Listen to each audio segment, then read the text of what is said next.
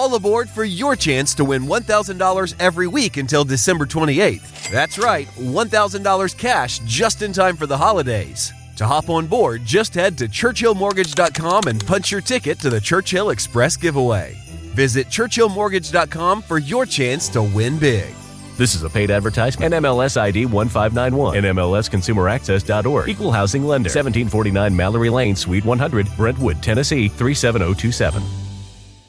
As the chief buffet officer here at Pizza Ranch, I get all kinds of questions from guests. Here's one from Emma. So, what's your favorite number? That's easy, Emma. My favorite number is 14,839,552. With Buffet Your Way, you can order any pizza you want and we'll bake it and make sure you get the first slice. And with all our crusts, sauces, and toppings, we can make you 14,839,552 different pizzas. Just not, all at the same time. Pizza Ranch, everyone's favorite buffet.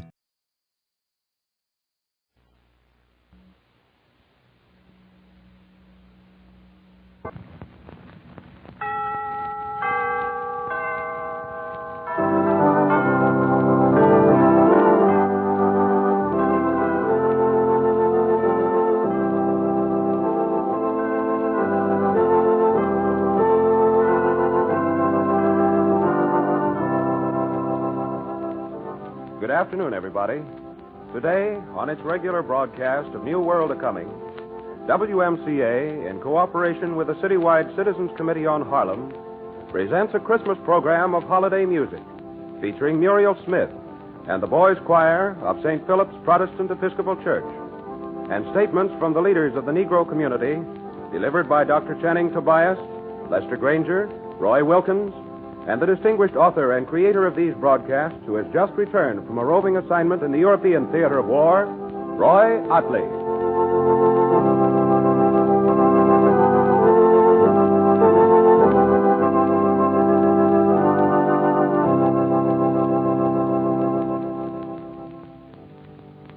To open our program, Muriel Smith, as guest soloist, joins the Boys' Choir of St. Philip's Church in singing the traditional Christmas carol, Hark the Herald Angels Sing.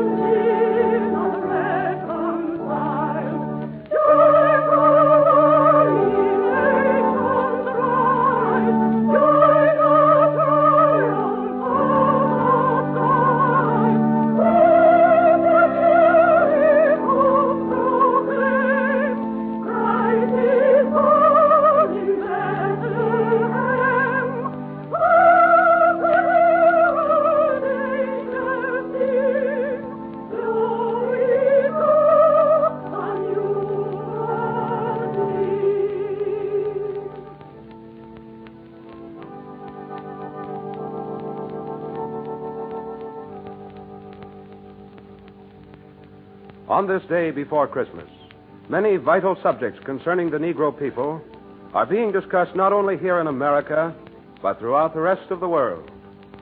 In our own country, there are nearly 13 million Negroes. In other parts of the world, colored peoples represent 2/3 of the Earth's total population. With a knowledge of these figures, one can easily understand why the subject of the Negro's place in the future peace of the world is of great importance. Dr. Channing Tobias, prominent member of the National Selective Service Advisory Board and one of the outstanding leaders of the Negro people, presents his statement on this subject. Dr. Tobias.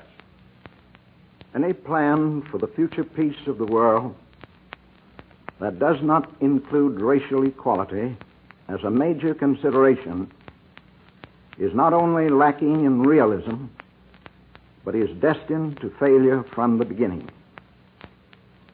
When Woodrow Wilson rejected the proposal for a racial equality clause in the Covenant of the League of Nations, it was tantamount to saying that the victorious nations in World War I would continue to hold unbroken the ring of white dominance that then encircled the darker peoples of the world.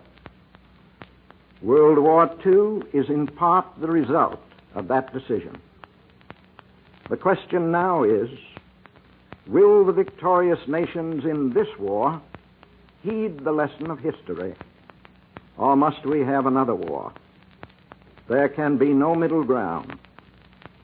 Pearl Buck, whose background gives her the right to speak, states the situation thus, I quote, "We must realize, we citizens of the United States, and this whether Britain realizes it or not, that a world based on former principles of empire and imperial behavior is now impossible.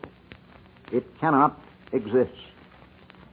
We must make clear our determination for real democracy, for all peoples, with mutual responsibility demanded of all to fulfill its conditions. The deep patience of colored peoples is at an end. Everywhere among them there is the same resolve for freedom and equality that white Americans and British have. But it is a grimmer resolve, for it includes the determination to be rid of white rule and exploitation and white race prejudice, and nothing will weaken this will." End of the quotation.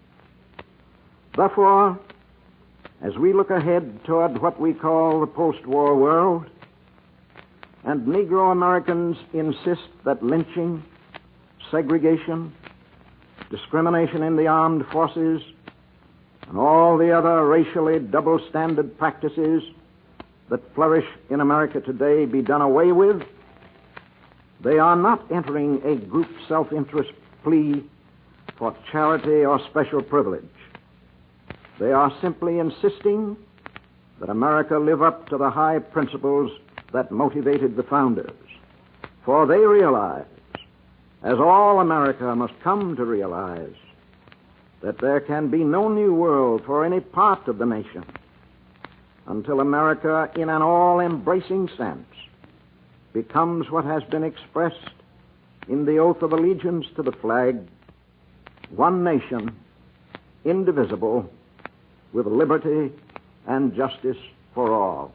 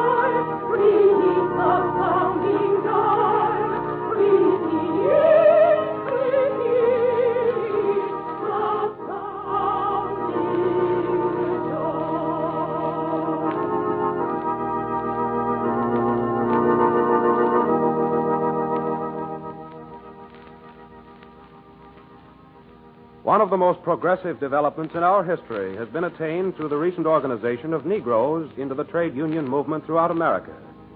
Here is Lester Granger, Executive Secretary of the National Urban League, discussing the Negro worker in the labor movement today and his role in the war period ahead. Mr. Granger.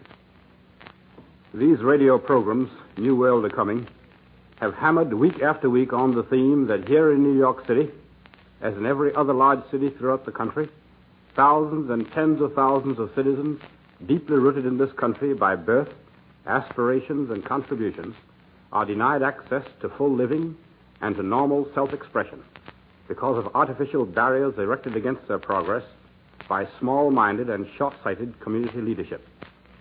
The time has long since passed for word-by-word exposition of the enormity of the social crime perpetrated against these Negro citizens, and also against the larger community of which they're a part. The very fact that we're engaged in a war whose bitterness is without parallel, the very fact that men and women of the white and Negro race are dying and fighting overseas in support of the principle of equality of opportunity, this very fact should make it unnecessary at this late stage in the war's history to argue painfully on the justice of demands that racial discrimination and separation be wiped out of American life once and for all. What this means to the Negro wage-earning community in its awakened efforts to advance its own security on a level with that of other sections of the working population is one of the major questions affecting the whole future course of American democracy. The complete integration of black labor into the maximum productive capacities of American industry is a problem which must be courageously faced, and it presents new frontiers to be explored and settled by the vigorous movement of American industrial labor. Today, more than 500,000 Negroes, 500,000, are estimated to be members of labor organizations. 10 years ago, Negro membership was 80,000. This great increase in organizational activity is due primarily to the extensive campaigns of organized labor. Today, aggressive unionism becomes the major force for the extension of the rights and progress for the Negro race. It's the only segment of our society where Negroes and whites have been able to work together in common purpose. It has also become the political force through which civil rights acts may be enforced in states where they exist, and efforts made to break down Jim Crow in states where it has a legal foundation.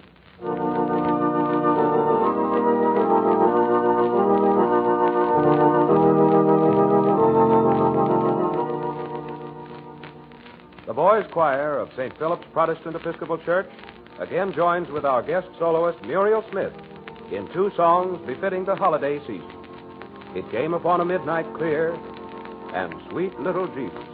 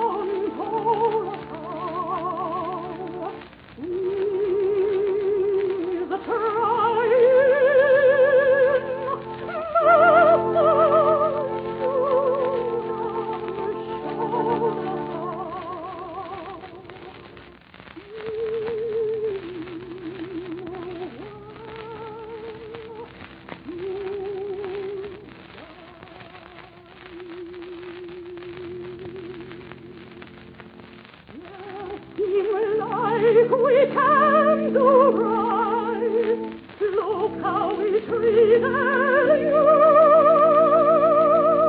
But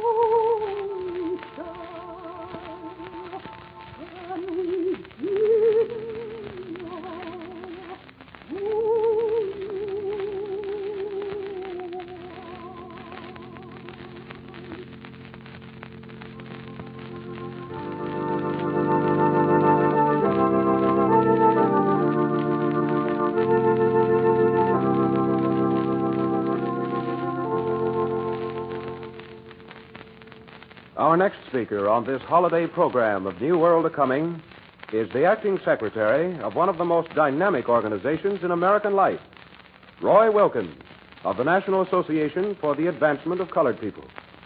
As one of the leaders of the Negro community and editor of the magazine The Crisis, Mr. Wilkins is best qualified to discuss the immediate objectives of the Negro people in the new year ahead. Ladies and gentlemen, Mr. Roy Wilkins.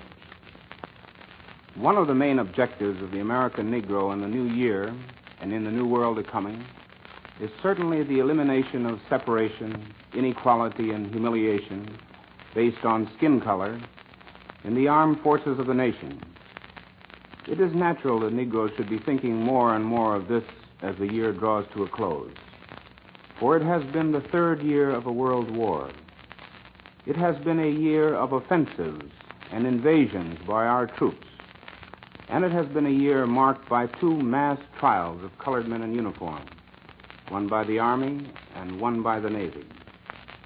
These two trials, added to the hundreds of instances of mistreatment reported from camps in this country, added to the stories that have found their way back from both the Pacific and European theaters of war, have driven Negro citizens to the conclusion that if this democracy of ours is to have an effective army, not alone in terms of a fighting machine, but in terms of the prestige necessary to reshape the world of the future, we must have a democratic army. This means an army where every American can serve alongside every other American without artificial separation based on color or race. It has been said over and over again that Negroes have fought in every war, beginning with the Revolution. This bears repeating and repeating again, for it demonstrates more clearly than any thesis that in its dark minority, America has a group willing to die for its homeland, willing even in the face of treatment that in other groups has spawned traitors and saboteurs. In the near future, then, we must have not a white army and a black army, but an American army where each man can serve and, if need be, die with self-respect, love, and honor. Thank you, Mr. Wilkins. And now, we are proud and honored to introduce our next speaker, the distinguished author, war correspondent, and creator of these New World A-Coming broadcasts, who has just returned from an assignment from overseas. Ladies and gentlemen, Mr. Roy Otley. Thank you. I returned to America last Thursday. I've seen more than 6 months of war overseas. I've seen our soldiers, white and Negro, fighting this war. I have traveled on boat, on jeep, on plane, across the English Channel, through the Mediterranean, and over the roaring battlefronts. I have talked to Englishmen, Frenchmen, Belgians, Italians, and Africans. And the opinion over there is this. This is a tough war. This war isn't won yet. Victory can be delayed for a long time. if any one of us here at home slackens down on this war job. I tell you this from my first-hand experience. It's as plain as the day and the night that follows, that the war can be shortened right now if the people here at home stay on the job. That is the biggest story that I can bring back from Europe. One more thing. Fascism in Europe is going to go.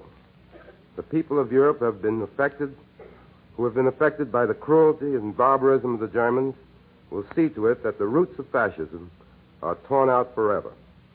There are no dissenting opinions on that subject. As for our own boys who are fighting this war, let no one tell you that they do not know what they are fighting for. Christmas tomorrow sums it up for them in a few words. Peace on earth, goodwill to man. Peace over the whole earth, and goodwill to all men, Christians, Jews, Americans, Scandinavians, Italians, Africans, and white and black.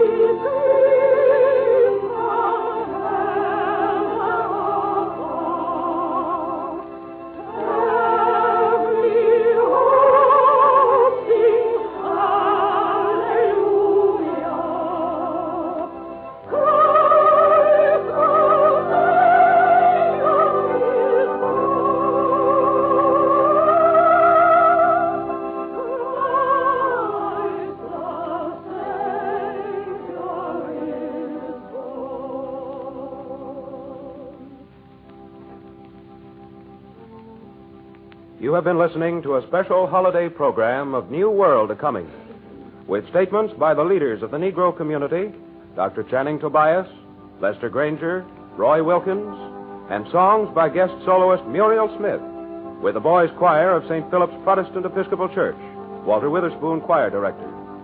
Roy Utley, who has just returned from a roving assignment overseas, brought you a word picture of the biggest story in the European theater of war, an appeal for Americans to stay on the job and produce the war supplies so necessary to win. New World A-Coming was directed and produced by Mitchell Grayson.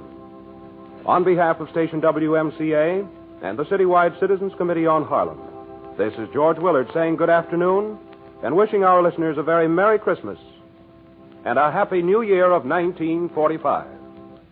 This is America's leading independent station.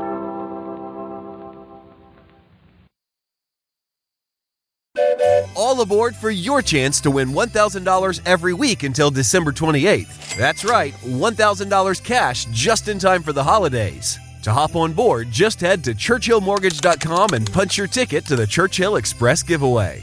Visit ChurchillMortgage.com for your chance to win big.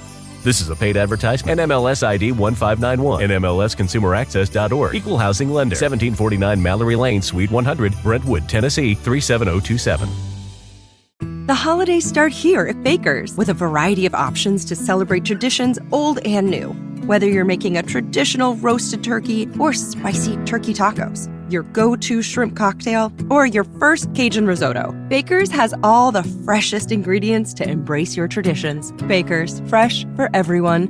We've locked in low prices to help you save big store-wide. Look for the locked in low prices tags and enjoy extra savings throughout the store. Baker's, fresh for everyone.